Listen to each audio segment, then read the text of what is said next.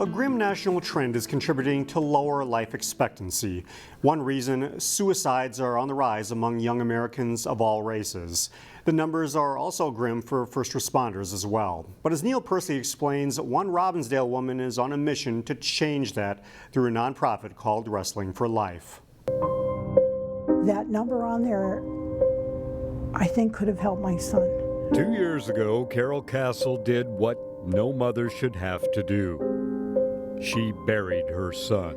But from that tragedy sprang a determination. And I just wanted to put the pieces together, and I designed this life coin. Wrestling for Life is an offshoot of the Minnesota Wrestling Hall of Fame, which Carol also founded. And it's designed to stop the epidemic of police, firefighter, EMS, and corrections suicide, which is double or triple the suicide rate of civilians. Carol researched an organization called Safe Call Now, which is a resource for public safety employees. It allows them to talk in confidentiality to mental health care providers familiar with first responder work when they are experiencing a crisis. I want you all to know that on behalf of the city staff, me as mayor, city council, and then the residents, that we do care about you. Mayor Murphy knows Carol through her efforts in establishing a Wrestling Hall of Fame in Robbinsdale. When she told him about Wrestling for Life, he wanted to sponsor coins for the entire Robbinsdale police force. I think it's just any way that we can help an individual and just let them know there is a lifeline. It's a no-brainer. In Robbinsdale, Neil Persley, CCX News. Carol Castle has traveled across the country visiting law enforcement and first responders with her message. She said anyone can sponsor any law enforcement or first responder with a coin. We'll have links on our website on how to get in touch with Wrestling for Life. If you are wrestling with suicide, call the National Suicide Prevention Hotline at the number on your screen, 1-800-273-TALK. Local businesses have upped their green game when it comes to planning events. Reporter Pafua Yang shows us how some organizations are being more sustainable. Here at Earl Brown Heritage Center in Brooklyn Center, Chef James Lyons feeds about 100,000 people a year. So I use a lot of products that are local to the area or within a certain mileage. Chef Lyons selects food that is environmentally friendly. Take eggs, for example. So it has to do with the feed, the exercise that the birds get instead of just being in a cage. The venue also switched from plastic to paper goods that easily break down in the environment. Lyons says over the months, there's been a significant reduction in waste. We cook smarter, so we only use what we need, we only order what we need. Tech Dump, an electronics recycling company in Golden Valley, also joined the growing trend. We hosted an event called Thank You for Not Coming, the Ultimate Zero Waste event, which truly invited people to an event that they never had to go to. Good evening, everyone, and welcome. About 120 tickets were sold. Those with the pass received a link to the November event. I am so excited to not see any of you here. Attendees watched right in the comfort of their own homes.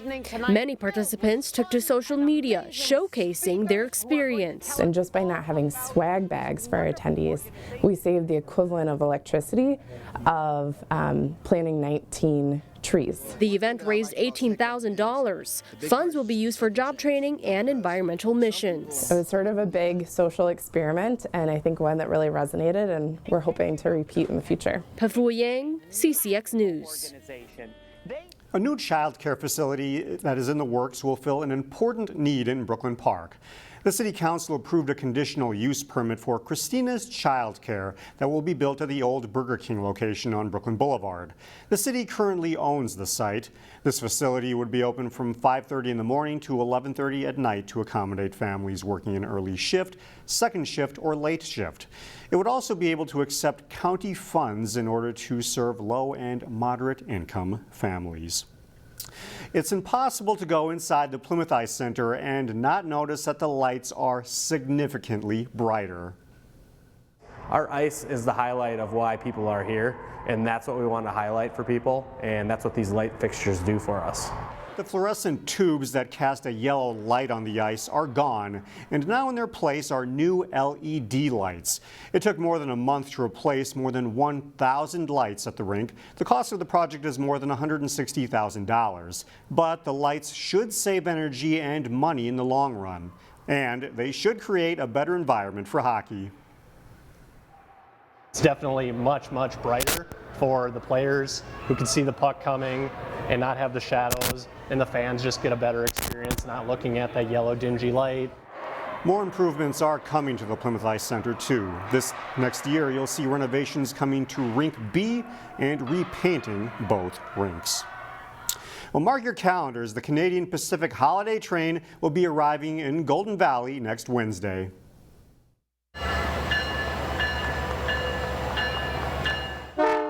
The Canadian Pacific Holiday Train has become a Christmas tradition for many people as it travels across the country during November and December.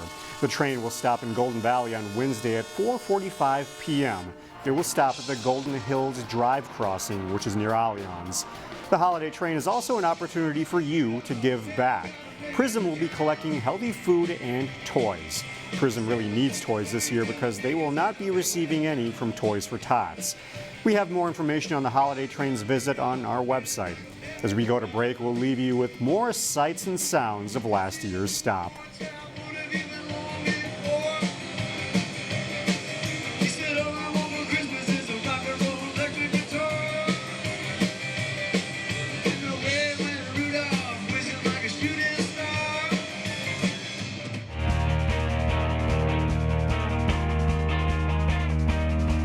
After a 26-3 season last winter, the Wayzata girls basketball team is off to a 6-0 start and ranked second in Class 4A. Here's Jason Malillo with more on the Trojans. The Trojans are excited to run against Maple Grove, a matchup that always seems to bring out the best in both teams. Every year the game is a pretty close one. Last year, I don't remember the exact score, but it's always pretty low scoring.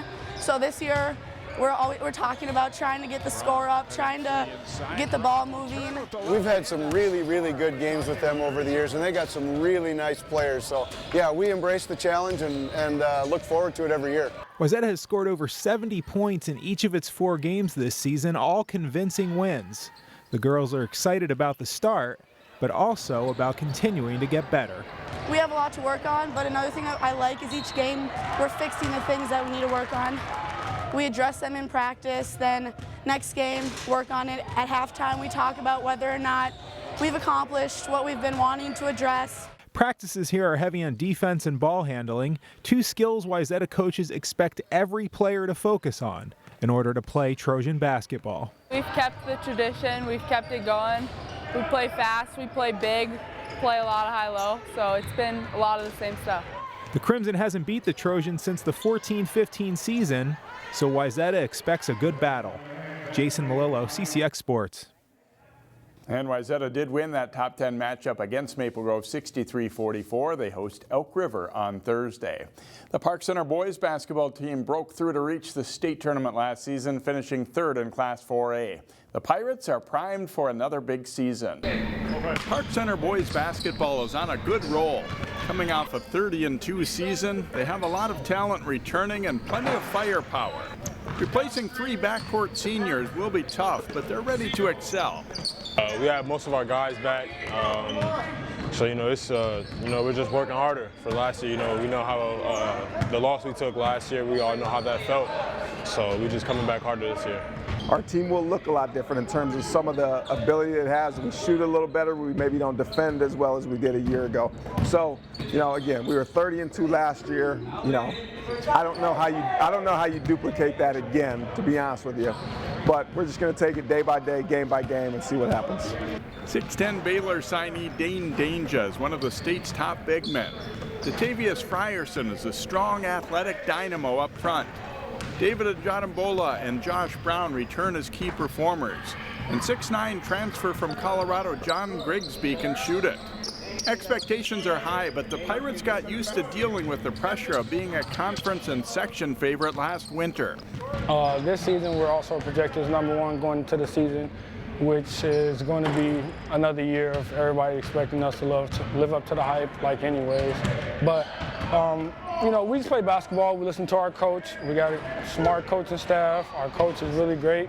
We got a lot of talented players. We have a good young group that a lot of people don't know about. It helps because I don't have to try to convince guys that things are going to get harder, and you have to have attention to detail. They lived it.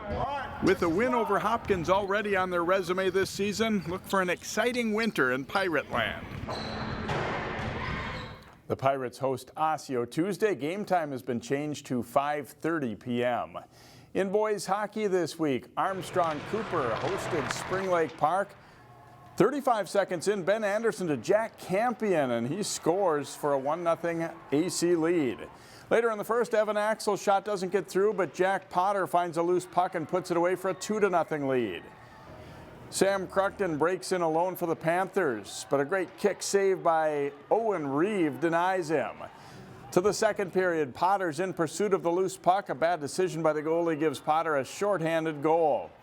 In the third, Brandon Northrup to Nicholas Haugen, and he snaps the shot in for a goal for Armstrong-Cooper. The Wings glide to a 10-1 win.